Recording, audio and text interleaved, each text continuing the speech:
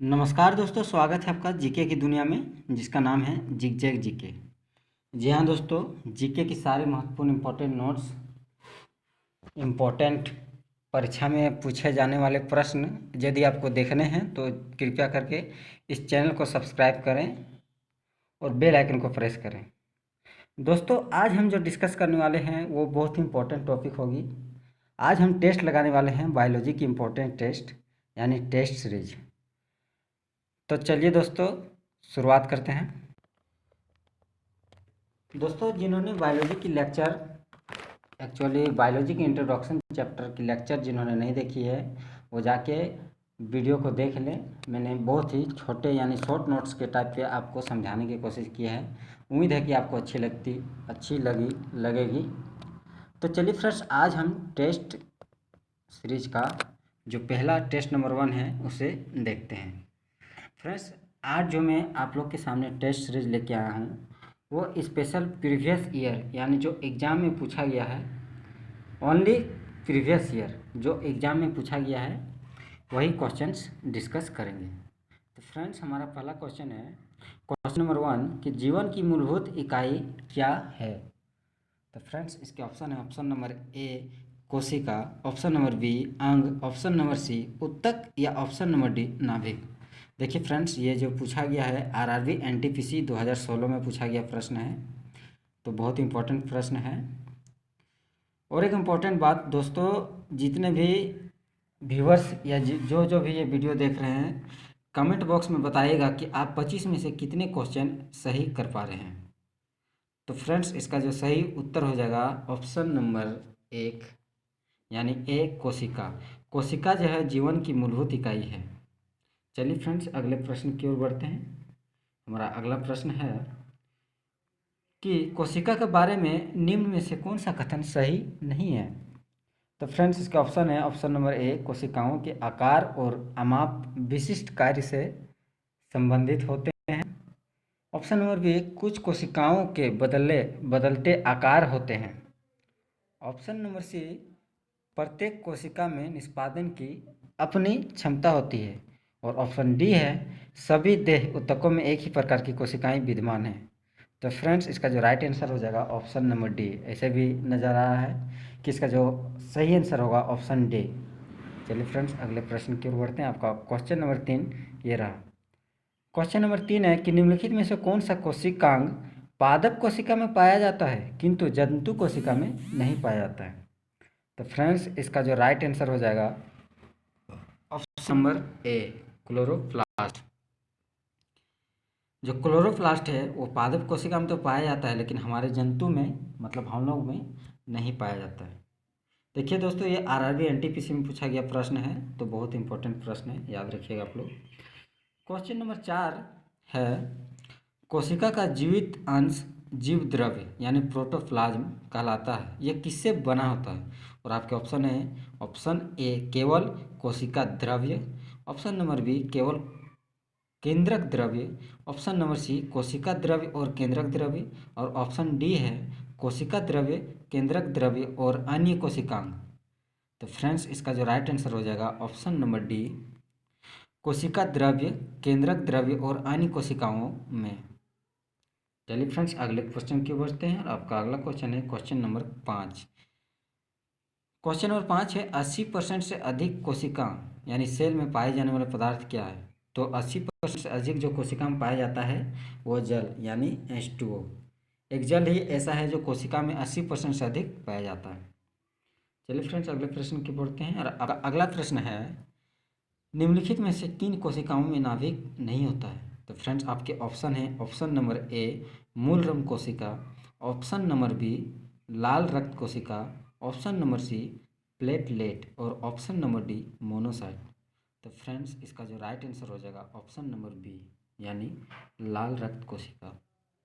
चलिए फ्रेंड्स, अगले क्वेश्चन की ओर बढ़ते हैं। आपका अगला क्वेश्चन है क्वेश्चन नंबर 7 कि निम्न में से कौन से कोशिकाओं के आत्मघाती वेग कहे जाते हैं। यानी निम्नलिखित में से कौन से ऐसे है जिसे आत्महत्या की थैली भी कही जाती है, आत्मघाती वेग कहे जाते हैं। तो आपके ऑप्शन है option number A lysosome, option number B ribosome, option number C dictyosomes या ऑप्शन नंबर डी फेगोसोम्स। तो फ्रेंड्स इसका जो राइट आंसर हो जाएगा option number A lysosome. Lysosome ही कोशिका का आत्मघाती वेग कही जाती है। चलिए फ्रेंड्स अगले क्वेश्चन की ओर बढ़ते हैं। आपका अगला क्वेश्चन है, निम्नलिखित कोशिका अंगकों में से कौन सा एक अर्धपारगम्य है? और आपके ऑप्शन है ऑप्शन नंबर ए कोशिका झिल्ली, ऑप्शन नंबर बी प्लाज्मा झिल्ली, ऑप्शन नंबर सी कोशिका भित्ति या ऑप्शन नंबर डी केंद्रक। तो फ्रेंड्स इसका जो राइट आंसर हो जाएगा ऑप्शन नंबर ए कोशिका झिल्ली। चलिए फ्रेंड्स अगले क्वेश्चन की ओर बढ़ते हैं। आपका क्वेश्चन नंबर 9 ये रहा, निम्नलिखित में से किसको कोशिका का पावर प्लांट भी कहा जाता है? तो फ्रेंड्स इसका जो राइट आंसर हो जाएगा माइटोकॉन्ड्रिया। आप सभी जानते होंगे एसएससी 2010 में पूछा गया था यह प्रश्न और बहुत ही अच्छी प्रश्न है। माइटोकॉन्ड्रिया को ही कोशिका का पावर प्लांट या कोशिका का बिजली घर भी कहा जाता है। चलिए फ्रेंड्स अगले प्रश्न की ओर बढ़ते हैं और आपका अगला प्रश्न क्वेश्चन नंबर 10 है, कोशिका का शक्ति स्रोत होता है? तो फ्रेंड्स इसका भी राइट आंसर जो हो जाएगा ऑप्शन नंबर बी यानी माइटोकॉन्ड्रिया। जो कोशिका का पावर प्लांट ही होता है वही कोशिका का शक्ति स्रोत भी होता है। देखिए फ्रेंड्स ये बीपीएससी 2018 में पूछा गया क्वेश्चन है, तो याद रखिएगा आप लोग। चलिए फ्रेंड्स अगले प्रश्न की ओर बढ़ते हैं और आपका अगला क्वेश्चन है क्वेश्चन नंबर 11, मानव शरीर में मौजूद निम्नलिखित कोशिकाओं में से किसमें माइटोकॉन्ड्रिया नहीं पाया जाता है? और आपके ऑप्शन है ऑप्शन नंबर ए लाल रक्त कोशिका, ऑप्शन नंबर बी यकृत कोशिका, ऑप्शन नंबर सी मांसपेशी कोशिका या ऑप्शन नंबर डी श्वेत रक्त कोशिका। तो फ्रेंड्स इसका जो राइट आंसर हो जाएगा ऑप्शन नंबर ए लाल रक्त कोशिका में जो है माइटोकॉन्ड्रिया नहीं पाया जाता है। फ्रेंड्स बढ़ते अगले क्वेश्चन की ओर। आपका 12वां क्वेश्चन ये रहा, निम्नलिखित में से कोशिका का नियंत्रक केंद्र कौन है? तो फ्रेंड्स इसका जो ऑप्शन है ऑप्शन ए केंद्रक, option B plasma, option C lysosome या ऑप्शन डी क्रोमोसोम। तो फ्रेंड्स का जो राइट आंसर हो जाएगा ऑप्शन ए केंद्रक जो है कोशिका का नियंत्रक केंद्र होता है। तो फ्रेंड्स पढ़ते हैं अगले प्रश्न की ओर। क्वेश्चन नंबर 13, क्वेश्चन नंबर 13, निम्नलिखित की कोशिका सूक्ष्मतम जीवित कोशिका है। सॉरी फ्रेंड फिर से पढ़ते हैं क्वेश्चन को। निम्नलिखित की कोशिका सूक्ष्मतम जीवित कोशिका है, यानी निम्नलिखित की कोशिका किसकी कोशिका जीवित है? तो फ्रेंड्स इसका जो ऑप्शन है option number A bacterium, option number B bread mould, option number C mycoplasma या option number D virus. Friend बहुत इंपॉर्टेंट प्रश्न है, ये आने वाले एग्जाम की दृष्टि से बहुत इंपॉर्टेंट है। इसको वीवीआई आप इसको कर लीजिएगा और इसको याद रखना आपके लिए बहुत ही ज़रूरी है। तो फ्रेंड्स इसका जो राइट आंसर हो जाएगा ऑप्शन नंबर सी माइकोप्लाज्मा की कोशिका जो है जीवित होती है। चलिए फ्रेंड्स अगले क्वेश्चन की ओर बढ़ते हैं और आपका अगला क्वेश्चन है क्वेश्चन नंबर 14, डीएनए का संबंध जिस अति मूल प्रोटीन से है उसे क्या कहते हैं? तो फ्रेंड्स आपके ऑप्शन है गैर albumin, option B histone, option C गैर हिस्टोन या ऑप्शन डी एब्यूमिन। तो फ्रेंड्स इसका जो राइट आंसर हो जाएगा हिस्टोन, यानी कि हिस्टोन को डीएनए का संबंध मूल प्रोटीन से है। फ्रेंड्स बढ़ते हैं अगले प्रश्न की ओर और आपका अगला प्रश्न है क्वेश्चन नंबर 15, निम्नलिखित में से किस एक कोशिकीय कोशिकांग समूह में डीएनए होता है? और आपके ऑप्शन है ऑप्शन नंबर ए सूत्रकणिका केंद्रक और हरित लवक, ऑप्शन नंबर बी सूत्रकणिका गोल्जिका या केंद्रक, ऑप्शन नंबर सी सूत्रकणिका जीव द्रव्यकला या केंद्रक और ऑप्शन नंबर डी हरित लवक केंद्रक या राइबोसोम। तो फ्रेंड्स इसका जो राइट आंसर हो जाएगा ऑप्शन नंबर ए सूत्रकणिका केंद्रक और हरित लवक। चलिए फ्रेंड्स अगले प्रश्न की ओर बढ़ते हैं और आपका अगला प्रश्न है क्वेश्चन नंबर 16, डीएनए की पॉलीन्यूक्लियोटाइड श्रृंखला में क्या समाविष्ट होता है?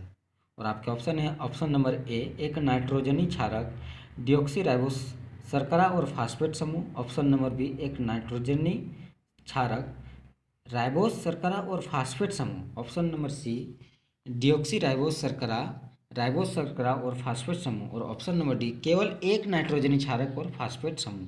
तो फ्रेंड्स इसका जो राइट आंसर हो जाएगा ऑप्शन नंबर ए, यानी कि एक नाइट्रोजनी क्षारक, डिऑक्सी राइबोस शर्करा एवं फास्फेट समूह। देखिए फ्रेंड्स, ये CDS एग्जाम 2017 में पूछा गया प्रश्न है। तो फ्रेंड्स अगला प्रश्न क्वेश्चन नंबर 17 और आपके सामने ये रहा। चिकनी अंतर्द्रव्य जालिका के अनुपूरक कार्यों में से एक कार्य है। और आपके ऑप्शन है ऑप्शन नंबर ए प्रोटीन संश्लेषण, ऑप्शन बी लिपिड संश्लेषण, ऑप्शन नंबर सी जैव अणुओं का भंडारण, या ऑप्शन नंबर डी विषैले पदार्थों का निर्विषीकरण। फ्रेंड्स इसका जो राइट आंसर हो जाएगा ऑप्शन नंबर डी विषैले पदार्थों का निर्विषीकरण। चलिए फ्रेंड्स अगले प्रश्न की ओर बढ़ते हैं। और आपका अगला प्रश्न क्वेश्चन नंबर 18 ये रहा। निम्नलिखित में से क्या DNA में मौजूद रहता है किंतु RNA में मौजूद नहीं रहता है। और आपके ऑप्शन है option number A thymine, option number B adenine, और ऑप्शन नंबर सी ग्वानिन, या ऑप्शन नंबर डी साइटोसिन। तो फ्रेंड्स इसका जो राइट आंसर हो जाएगा ऑप्शन नंबर ए थायमिन जो है RNA में मौजूद नहीं रहता है। फ्रेंड्स अगला प्रश्न क्वेश्चन नंबर 19 आपके सामने ये रहा। फ्रेंड्स क्वेश्चन नंबर 19 है RNA का प्राथमिक कार्य होता है। ऑप्शन नंबर ए प्रकाश संश्लेषण, ऑप्शन नंबर बी प्रोटीन संश्लेषण, ऑप्शन नंबर सी प्रकृति बनाना, या ऑप्शन नंबर डी अनुवाद करना। तो फ्रेंड्स इसका जो राइट आंसर हो जाएगा ऑप्शन नंबर बी प्रोटीन संश्लेषण। फ्रेंड देखिए ये SSC 2016 में पूछा गया प्रश्न है। ये क्वेश्चन भी एग्जाम की दृष्टि से बहुत ही इंपॉर्टेंट है, आने वाले एग्जाम की दृष्टि से। तो VVI क्वेश्चन है, इसको आप लोग याद रखिएगा फ्रेंड्स। अगला प्रश्न है क्वेश्चन नंबर 20। राइबोसोम्स होते हैं। और आपके ऑप्शन है option number A DNA, option number B RNA, option number C proteins, या ऑप्शन नंबर डी इनमें से कोई नहीं। फ्रेंड्स इसका जो राइट आंसर हो जाएगा option number B RNA। Friends बढ़ते हैं अगले प्रश्न की ओर। आपका अगला प्रश्न है क्वेश्चन नंबर 21। आनुवांशिक यूनिट अर्थात जीन होते हैं। तो फ्रेंड्स इसका जो राइट आंसर हो जाएगा गुणसूत्रों में, जो गुणसूत्रों में ही जीन पाए जाते हैं। चलिए फ्रेंड्स बढ़ते हैं अगले प्रश्न की ओर। आपका अगला प्रश्न है क्वेश्चन नंबर 22 कि DNA की द्विकुंडलिनी संरचना किसके द्वारा दी गई थी। और आपके ऑप्शन है ऑप्शन नंबर ए जेकब तथा Monod, option number B Watson तथा क्रिक, या option number C HC Khurana, या ऑप्शन नंबर डी उपयुक्त में से कोई नहीं। तो फ्रेंड्स इसका जो राइट आंसर हो जाएगा ऑप्शन नंबर बी वाटसन एवं क्रिक ने DNA की द्विकुंडलिनी संरचना दी थी, यानी डबल संरचना दी थी। चलिए फ्रेंड्स अगले प्रश्न की ओर बढ़ते हैं। और आपका अगला प्रश्न है क्वेश्चन नंबर 23। सबसे पहले DNA को अलग किसने किया था। तो फ्रेंड्स आपके ऑप्शन है option number A Friedrich Miescher, option number B Albrecht Kossel, option number C Phoebus Levene, option number D Watson और क्रिक्स। देखिए फ्रेंड्स ये RRB NTPC में पूछी गई प्रश्न है, तो बहुत ही इंपॉर्टेंट प्रश्न है, VVI प्रश्न है। तो इसका जो राइट आंसर हो जाएगा फ्रेडरिक हाफमिस्चर। चलिए फ्रेंड्स अगले प्रश्न की ओर बढ़ते हैं। आपका अगला प्रश्न है DNA के 2 स्ट्रैंड बंधे होते हैं। तो फ्रेंड्स इसके ऑप्शन है option number A hydrogen bonds द्वारा, ऑप्शन नंबर बी सहसंयोजक बॉन्ड्स द्वारा, ऑप्शन नंबर सी स्थिर विद्युत बल द्वारा, या option number D van der Waals बल द्वारा। तो फ्रेंड्स इसका जो राइट आंसर हो जाएगा option number A hydrogen bonds द्वारा। चलिए फ्रेंड्स अगले प्रश्न की ओर बढ़ते हैं। और हमारा आखिरी प्रश्न है DNA के एक तंतुगज यानी स्ट्रैंड से RNA में आनुवांशिक सूचना के प्रतिरूपण की प्रक्रिया क्या कहलाती है। तो फ्रेंड्स इसके ऑप्शन है ऑप्शन नंबर ए स्थानांतरण, ऑप्शन नंबर बी अनुलेखन, ऑप्शन नंबर सी प्रतिकृति, या ऑप्शन नंबर डी उत्परिवर्तन। तो फ्रेंड्स इसका जो राइट आंसर हो जाएगा ऑप्शन नंबर बी अनुलेखन। तो फ्रेंड्स उम्मीद है वीडियो आपकी अच्छी लगी होगी।